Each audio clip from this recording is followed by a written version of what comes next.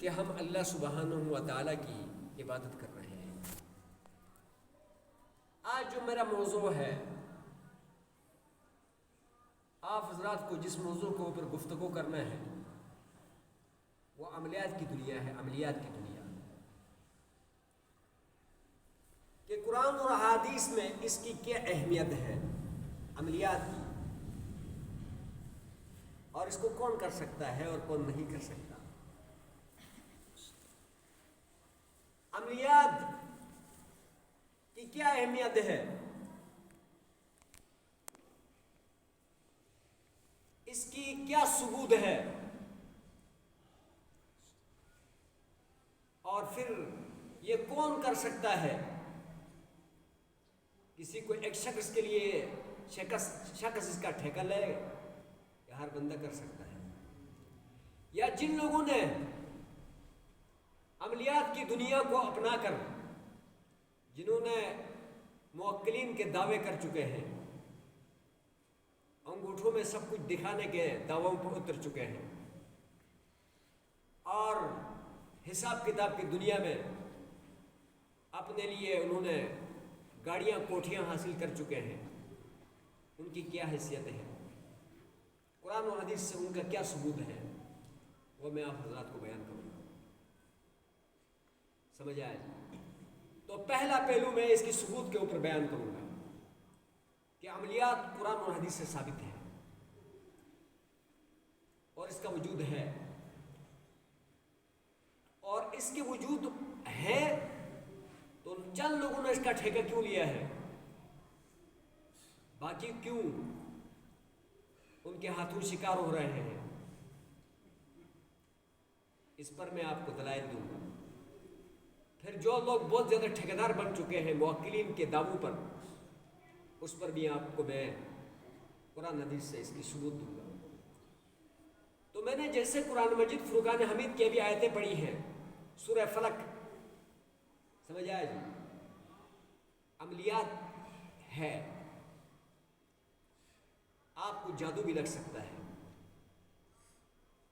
اور آپ کو شیاطین نقصان بھی پہنچا سکتے ہیں، اور آپ کو نظر بھی لگ سکتی ہے، جو باطنی چیزیں ہیں جو آپ کو نظر نہیں آ رہی، لیکن آپ پر اٹیک ہو سکتا ہے۔ ایک تو یہ نہ کہ کتا آ گیا کاٹ گیا، سانپ آ گیا کاٹ گیا، کوئی بیل نے حملہ کر دیا، جو چیزیں نظر آتی ہیں۔ ایک وہ چیزیں جو ان سے بھی خطرناک ہے، جو نظر نہیں آتی لیکن حملہ اور ہوتی ہے، سمجھ آئے جی؟ لیکن یہ بات آخر میں بتاؤں گا، لیکن شروع میں اس کو اس طرح بتاؤں کہ یہ چیزوں کا وجود ہے۔ جب اس کا وجود ہے، قرآن نے بتایا اس کا وجود ہے، تو پھر اس کا توڑ بھی بتایا۔ قرآن نے کیا کیا ہے؟ اس کی وجود کو بھی بتایا ہے، اس کا توڑ بھی بتایا ہے۔ تو قرآن نے فرمایا سورہ مومنون میں قرآن میں فرمایا، قرآن مجید میں آیا ہے، قُل رَبِّ اعوذ بک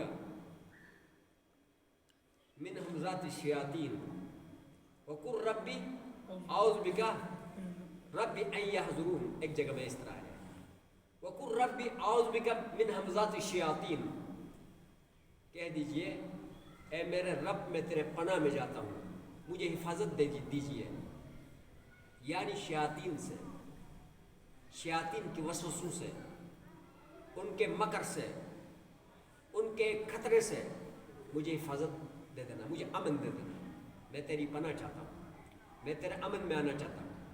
سورہ مومنون ہے، اعوذ بک رب ان یحضرون، اور میں اس بات پر بھی اے میرے رب، میرے پالنے والا، آپ کے پناہ میں آتا ہوں کہ ان چیزوں کے حاضر ہونے سے میں روکوں۔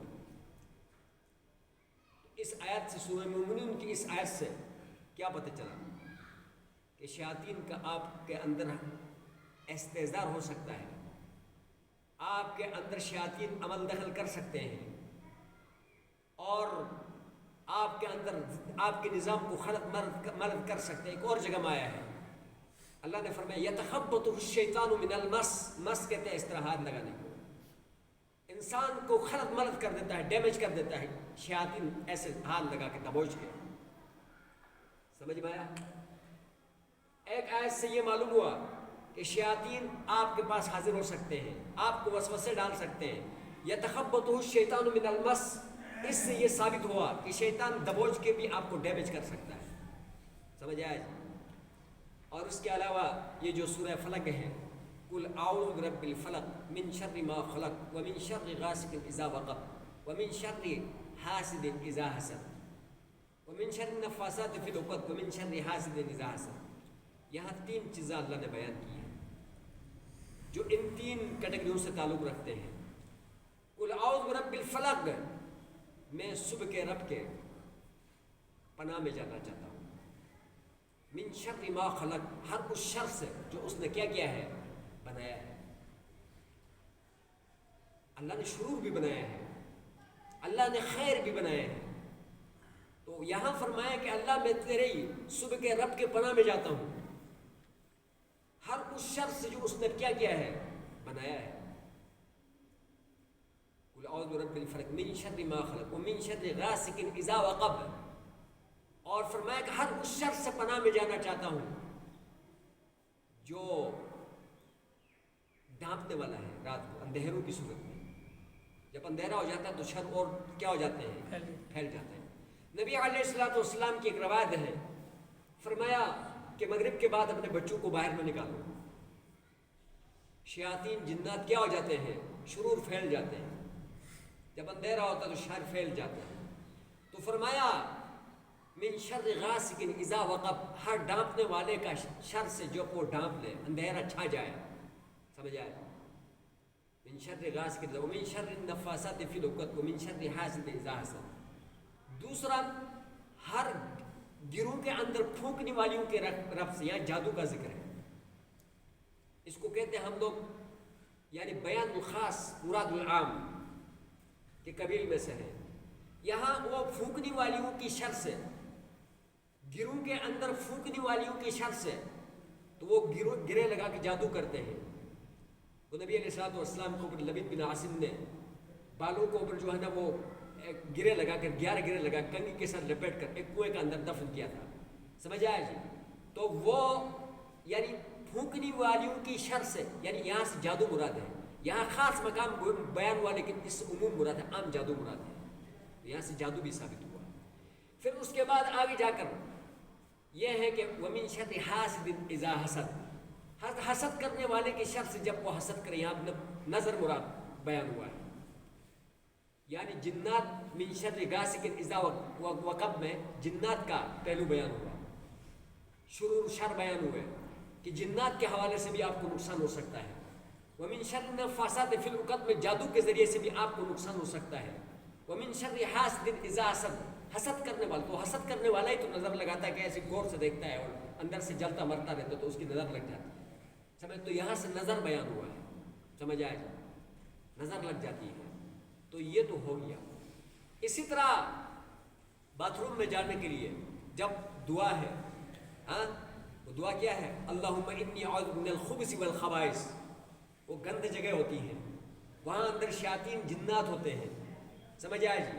تو اندر آپ جو ہے نا اللہ کو حفاظت میں نہیں جائیں گے، اللہ کی حفاظت میں نہیں جائیں گے تو وہ آپ کو کوئی بھی نقصان پہنچا سکتے ہیں.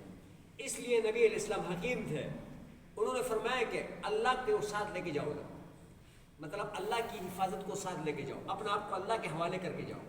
تو اے اللہ میں آپ کی پناہ میں جاتا ہوں ہر نر مذکر یعنی جنات اور شیاطین کا، اور ہر مؤنث خبائث یعنی مؤنث و مادی جو شیاطین ہوتے ہیں ان سے میں آپ کی کیا کرتا ہوں؟ پناہ مانگتا ہوں. یہاں سے بھی پتہ چلتا ہے. تو آج کل مسلمان کون سے جو ہے نا باتھ روم میں دعا پڑھ کے جاتے ہیں؟ یہ جو ڈپریشن کے بیمار ہمارے پاس آتے ہیں نا، ہاں یہ سب یہی ڈرامے ہوتے ہیں.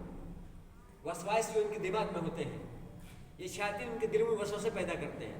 قل اعوذ برب الناس ملک الناس الہ الناس من شر الوسواس الخناس الذی یوسوس فی صدور الناس من الجنۃ. وہ شیاطین باتھ روموں میں ہوتے ہیں. پھر ہم جب وہاں پر جا کے برہنہ ہو جاتے ہیں تو ان کے لیے اور آسانی ہو جاتی ہے سیر و تفریح کرنے کے لیے. سمجھ آیا جی؟ پھر اس کے بعد جو ہے کیا نام ہے، پھر وہی ہمارے ساتھ چمٹے رہتے ہیں، پھر وہ وسوسے ڈالتے ہیں، ٹینشن ڈالتے رہتے ہیں. سمجھ آیا جی؟ تو پھر وہ کہتے ہیں میرے اوپر جادو ہوا ہے، تو میرے اوپر فلاں ڈھینگا ہوا ہے. تو اب جو ہے نا عاملوں کے پیچھے ان کی جو ہے نا دکان گرم کرنے کے لیے موقع مل جاتے ہیں. تو فرمایا کہ باتھ روموں کے اندر جانے سے پہلے وہ گندہ جگہ ہوتی ہے، وہاں پر جو ہے شیاطین ہوتے ہیں، اس لیے جو ہے کیا نام ہے آپ دعا پڑھ کے جائیں تاکہ آپ کو نقصان نہ ہو۔